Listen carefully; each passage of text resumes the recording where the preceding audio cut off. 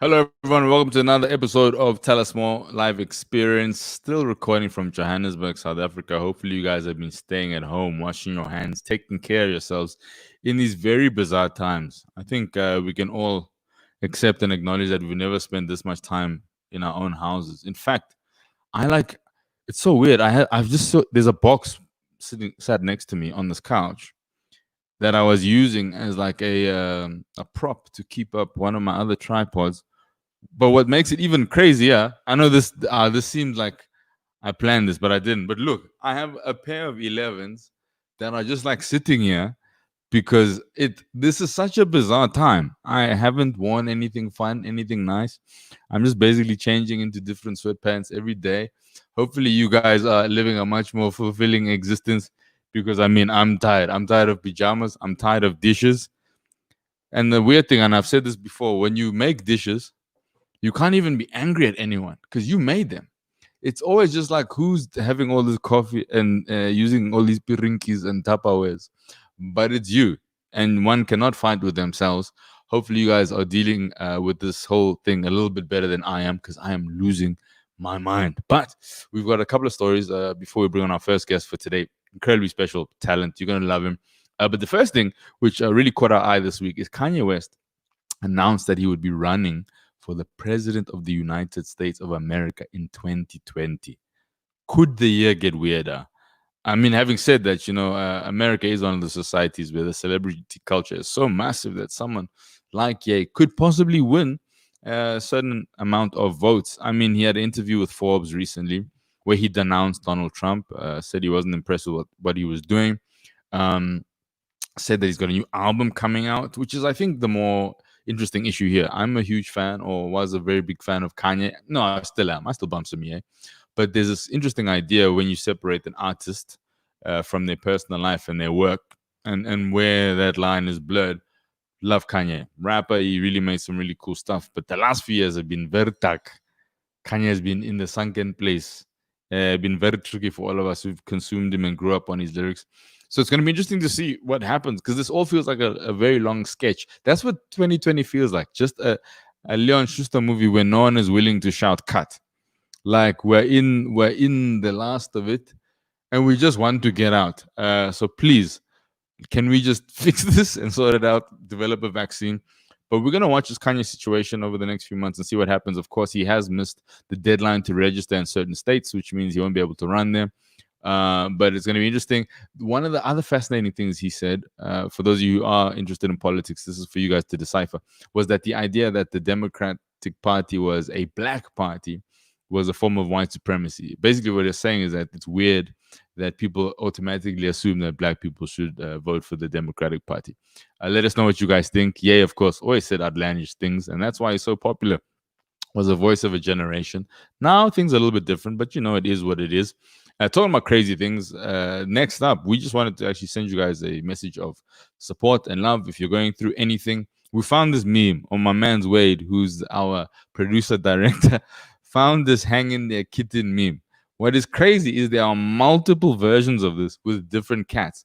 What I want to know is, first of all, how did they get this cat to do this? Because it seems a little bit cruel. I feel like this cat was living its own life, and then in order to make this meme, it was put in a very precarious situation.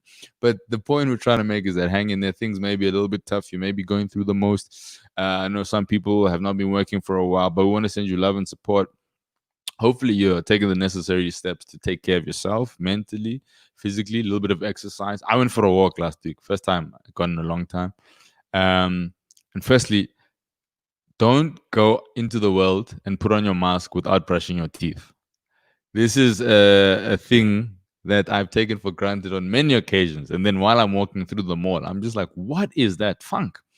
And you can't even be upset. It's you. You forgot to brush and floss in the morning, and now you must walk around at Pick and Pay, trying to avoid speaking to people because you don't want to feel the wrath of your own existence and know about the mistakes that you made during the course of the day.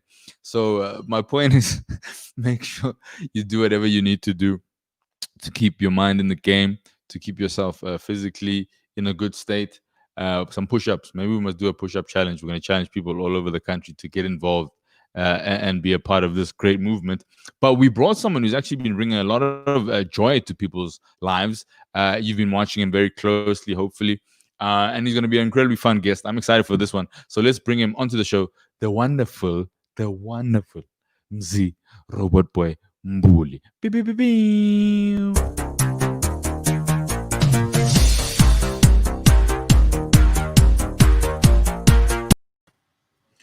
Mandem. How are you, fam? Thanks. Yo, what? Thanks. What it is? Mo Jack, tell us more. Tell us more. It's good to see you, bro. We begin the show with a little bit of a deep dive. I know you from way back, but I want to show you some pictures that maybe you could tell us a little bit more about.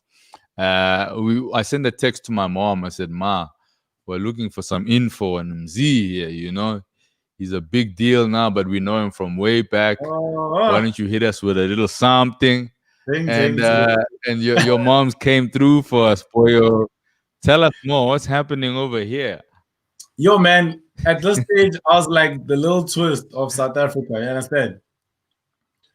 So Lil Twist from Young Money, he was like the god of mohawks. He had this cool mohawk, and the drip was never disappointing. So I was like, yo, let me come with that level. And yeah, this was at my I think my brother-in-law's cousin's wedding or something like that. Yeah. So you've always been a man of the drip. Come on, man. The pandemic is temporary, but the drip is forever. You know what I'm saying? I feel you. This isn't the only snap we have, though. We got one more deep dive, which we thought was quite interesting that you could tell us a little bit about. Yeah, man. The hairstyles are always with the French. What's going on over here? I had to do the dreads, bro. Like, you know what I'm saying? I was on that Booker T Steez wrestling, you know what I'm saying? So I was like, all right, primary school, ain't no rules. Just go wild. Booker T, were you a fan of wrestling? I didn't peg you as one of those cats. Yeah. I don't think there's no one that's not a fan of wrestling. Like back then, this 2003, bro. I mean, it makes sense. Who was your favorite wrestler besides Booker T that you said you've kind of emulated? Who else were you into? Yeah, so can I just be honest? Booker T was forced because everybody got to pick. And every time I pick like Undertaker or like someone else, my whole squad would be like, nah, you Booker T. Because I'm like the only black dude with dreads, you know what I'm saying? Oh, wow. So by default, you became the Booker T. They didn't even give you a license. Bro, I tried Kane. I tried the Hardy brothers. I tried everybody, man. I used to watch a lot of Bret Hart and Owen Hart. Those guys were my dudes, man. I used to wake up on a Saturday morning and watch that stuff. And Undertaker, Mankind. Do you remember that? Yo, yeah, I remember Mankind. You actually got the ref shirt. I don't know if was this a match or what. No. This is by accident. I'm trying to go with your theme. You know, you and Agent R&B, who I've been seeing a lot of, always wearing the black and white dress. Tell us a little bit about that. How did you guys get started kind of working with Offensive? And you've been making these really dope sketches. How did that begin, man? So Offensive Master is obviously a big music video cat as well as skits. So he was already doing skits with people like Stop Nonsense, Fash, Fire, yabo. Sure. And then also we got to the other guys that do skits and content creators. That's where we became like a whole group of guys that just take trends from Twitter, whatever's relevant in the country, and create skits about that. You know what I'm saying? Yeah. I mean, they're so fire, man. I saw the one with MT recently. I was watching a little bit earlier. I mean, you started kind of making videos where you'd go to McDonald's and you'd make little clips that people fell in love with. What was that all about? Those are so dope. Yo, shout out, man. That was also like taking relevant topics, you know what I'm saying, and just translating them into a comedic sense. But my heart was really to make the staff like make their day, you know. I mean, they're Sure. there 24 hours. All they get is complaints and orders in a normal day. So if I make a joke at the intercom, I can explain the joke at the window and maybe like put a smile on their face. You know what I'm saying? That's fine. I do like that idea of making people's lives a little bit easier. And I think, in fact, recently you've been doing a lot of that with the lockdown, the house parties. What's that experience been like for you? I mean, you're at the forefront kind of this whole situation. Firstly, that's like crazy because I'm just honored how it was what I do on stage. It's just that now it's no more stage, it's just TV. Do you get what I'm saying? For sure. And I believe in always telling people to always be prepared because opportunity means preparation, you know? Yeah. So big shout out to Shims and PH. And from the first one we had at Black Motion's house, it was the concept of let's have a party, but online, you know? And then from me being an MC at parties, now they translated it onto TV. And the experience is dope, man. I mean, I get to meet other DJs that I've always wanted to meet because I'm also a fan, you know what I'm saying? Like, I know I'm the host, you know, but I'm also like, yo, what up? Mosquito, what's going on, you know? So it's like, it's great how we are able to entertain people while at their houses and to keep that message of stay at home, we got you in terms of enjoying yourself and let's give you the best entertainment. And yeah. That's dope, man. I think what's been interesting to like watching you is how you've involved in so many different things. You just mentioned you MC, you've been doing the skits with Offensa. I know that you used to play the drums back in the day in the church. Is that where all of this kind of started? I guess the talent has always been there. It's just what I chose to come out with first. You know what I'm saying? Because like I believe the God-given talents, man. A lot of people have talents and they're not trying to use them either because they're afraid of the industry or they're not sure of them. Do you get what I'm saying? So literally, if you do stand up and no one laughs, then it'll be like, okay, maybe I'm not funny. Do you get what I'm saying? Sure. But like when people laugh, it's like, oh snap, okay, I'm funny. And now it's like, okay, when you act, then you get nominated as best newcomer actor, or here's a role in Wakanda. You know what I'm saying? It's like, you can't. We are the type of people that gauge our talents based on people's opinions. But at the same time, if you don't bring it out, you won't have an opinion. Like you won't be. I don't know. English is not my motherland, my man. I don't know how to it's okay, no pressure. This is a safe space. You understand? But it's like, so by me doing a lot of things, I'm also always trying to encourage people to like break out of that shell of angwazi. You know what I'm saying? I feel you. To a point where they are able to do their talents or express their talents. And if you fail, then you know that you can't. Instead of assume you can't and never try at all. So it feels like you've experimented quite a lot. Do you think that's an important thing as an artist to kind of just try out different things until you figure out your groove or you choose in which direction you want to go in? Yeah, for me, I choose because I know. Like, I know what I'm good at. So I just chose how to move. Like, even now, the brand is there. So now I can do the music thing. But I didn't want to do music first because music is so big that when you start rapping, you become a rapper. And it consumes whether you've been a dancer, a drummer, whatever. Like Java. A lot of people don't know Java was an actor. Do you get what I'm saying? That's interesting. I mean, so there's something about kind of making a calculated choice, for lack of a better word, just so people can identify you as a certain thing. You think that's important? Because I think there can be confusion when you see a new artist. You're like, and like this guy, Skipper, an actor, presenter, Sangoma, what's going on? Like, you know what I mean? like Anga, you know, not music. He was an actor on Generations, and people are like MJ. Then he came out with music, but he balanced it so well that no one said, what is this actor doing in music? Or no one said, isn't this musician you know what I'm saying? You just have to balance it. And I think that's what I was trying to get out, the brand before the career. Because if you build a career, when that's done, you done. Do you know what I'm saying? Wow. But Boity built the brand and now she's a rapper, but it doesn't mean she's no more Boity because her brand is that strong. That's interesting. I think the brand allows you to have longevity is almost what you're saying. Like you can carry yourself a little bit longer once you've had that foundation almost.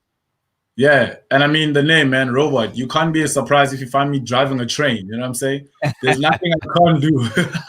If we see you in a real vibe like Maravela, that's his. I mean, come on.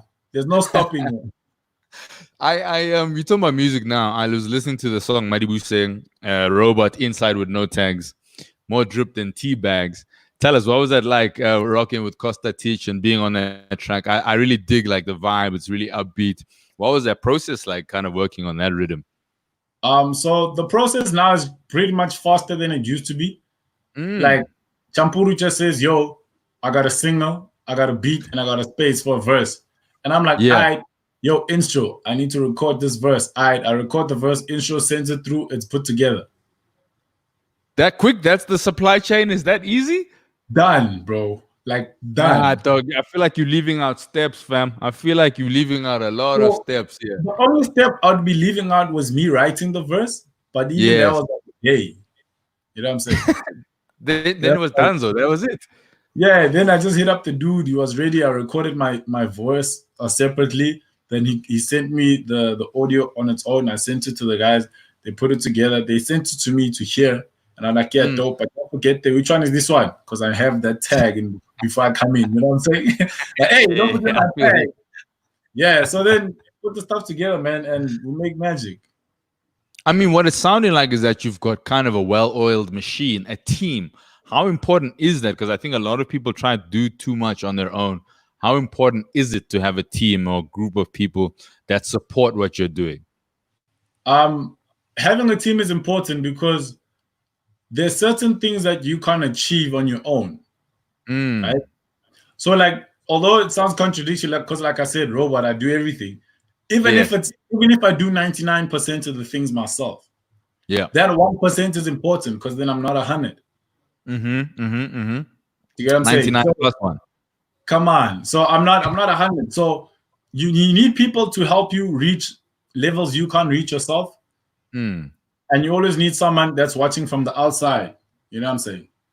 I mean, that's interesting. Kind of someone who's got an external eye, who's not too involved in the process. I think you've kind of started to do that with Mzansi Unrecognized. What is that, and how are you involved in that? Mzansi Unrecognized. So what that is like, my cousin CK hit me up and is like, yo, let's try to get talent and people that are unrecognized but that are good. And then we'll get our celebrity influential friends to actually follow the page. You know what I'm saying? So that's like a platform where we just said, here's a number, WhatsApp your videos and your content to this number, let's put it out. But also giving people understanding that because we have the platform, it doesn't mean we're going to post every video. Yeah. Because if we're trying to be on industry level, even what you send us needs to be industry standard. So how much junk do you guys have to plow through to get to the stuff that we eventually see? Because I'm sure there's some round one idle stuff there. Nah, there's like a team. There's like a team that surfaces through that. So I'm not really involved in the picking. Sure. I was just there to show face and say, yo, this is what we do. This is what's up. That's fire, man. I think there's a lot of stuff you're working on. Kind of like, what's the short-term vibe for you? I mean, is it acting? Is it music? Or are you just kind of letting things figure themselves out? Because sometimes I think we put unnecessary pressure to be like, hey, this is what I'm doing. Here's the thing. If I can just influence, man, you know what I'm saying? Because a lot of people's problem is they're trying to chase fame, but every influential person is famous. But not every famous person is influential. Wow, okay, that's interesting. Yeah. Tell us more. So you're gonna go, I see what you did there. So you're gonna try just be famous and then what? You know what I'm saying? Like, and we've seen that during lockdown, man. There's people with like crazy numbers on Instagram in terms of following, but they can't hold 100 views live. Sure. They can't hold the hour live. They can't, you know what I'm saying? When brands come to you, they're like, okay, do this, and we don't see the return of investment or the influence really. So for me, not really about this way I want to stop. I don't want to stop anyway. I just want to keep going until the brand is recognized and the influence is out there where people look at my life and say, yo, I can be like Robot. I can do ABC without being caught in the source, without being caught in this, without being, you know what I'm saying? Yeah, I feel you, man. I like that philosophy kind of, I think a lot of people are caught in the trappings of fame because it looks easy, it looks fun, and it is but it's kind of what you do with it because there's an opportunity to use your fame. Do you feel a responsibility to young people and future generations to have some kind of message or to take a stance on certain issues because of that platform you have? In terms of me or them generally? Do you think when there's an issue that's pressing, you're the voice of a generation and you have to say something, or it just depends? What's your feeling with that kind of the responsibility that people have as influencers? For me, I think if you can do it, do you know what I'm saying? Like, for example, there's a march. There's a march, the Act Now march happening. Sure. Literally, bro, if you're at home taking care of your mom, you can't come to the march. Now I can't be like, yo, Mojack's not at the march. He's not, nah. So Sure. there's pressure, there's social media pressure on some, if you're not at this march, you're against it. Nah, I don't get that stuff. For me, it's like, if you can make it, be there. If you can't, then you can't. But if you can make it and you choose to not be there, that's a different story.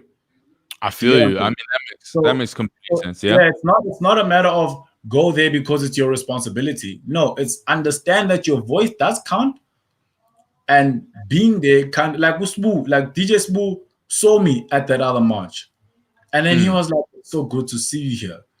And now he didn't announce that to the crowd. He just said that to me personally. And for me, I know why he said that, because I was working for him for 2 years. So he kind of hoped that his influence like would rub off on me, type of thing. And for him to see me there, it kind of gives him actually, well done, Smuda.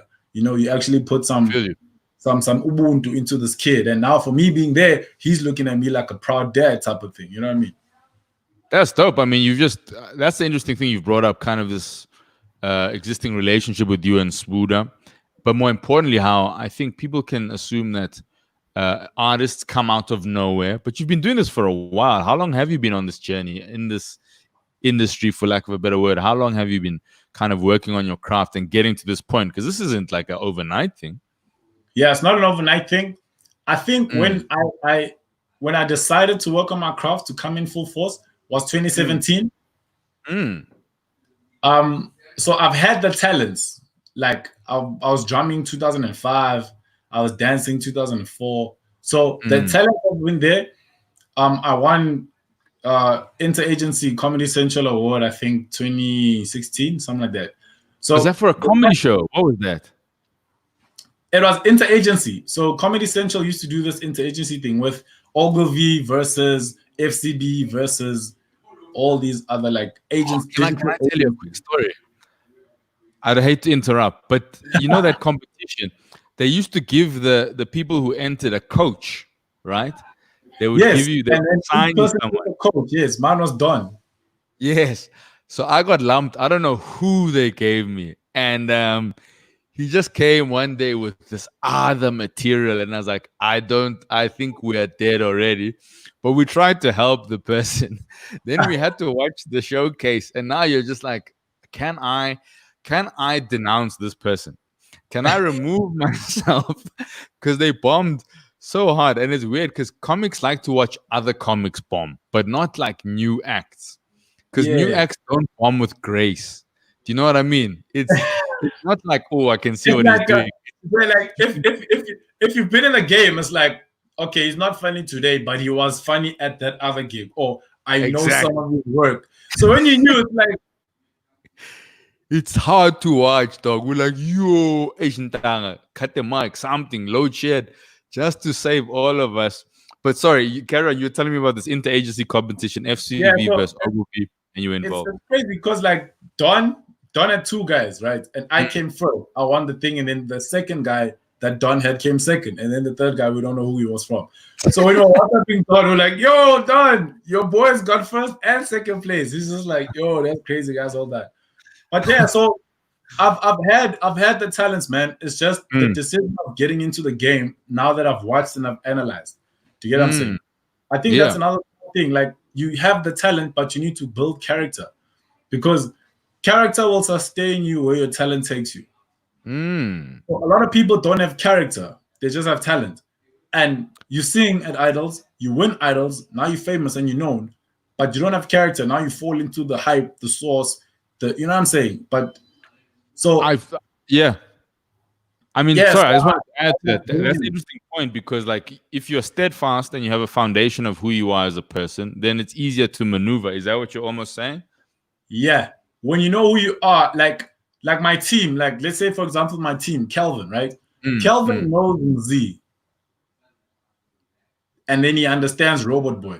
So a lot of people have management or people that are for the bag and the brand and the money and the But Kelvin can get a call hey Kelvin, Hennessy would like to do this with Robot Boy, and this, that. Then without even consulting me, Kelvin can say, unfortunately, because he knows him Z, Robot Boy doesn't drink.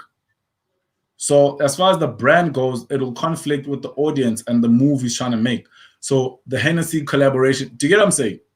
I totally understand you. The kind of that knowledge of self helps you to maneuver and navigate the world because you know what you're about, and so every decision almost comes through a filter, right? You go, I am Z, Robot Boy. It either gets caught in this filter or we allow it and we move with it. Yeah. I think that vibe, man. I mean, you were talking about pressure earlier. Sorry to go back, but do you feel that pressure? You know, sometimes when people find some kind of success, they feel like they have to replicate it, and that can hold them back. Where you seem to have a kind of ease in how you're doing everything. Like it seems very chilled and laid back. Yeah. There's a line AK says in one of his rhymes. He says, "Listening to my old ish, that's my only pressure." So that's like, that's yeah, it's like you don't have to conform. You know, people can adjust to who you are.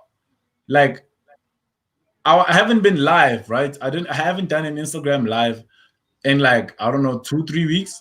Sure. I went live like on Monday, and it's like 600 people are just there, like, you know. So the world would say, go live every night to sustain the. Nah, man, like post every day. Nah, your people know you and they'll understand you once you also give them that understanding.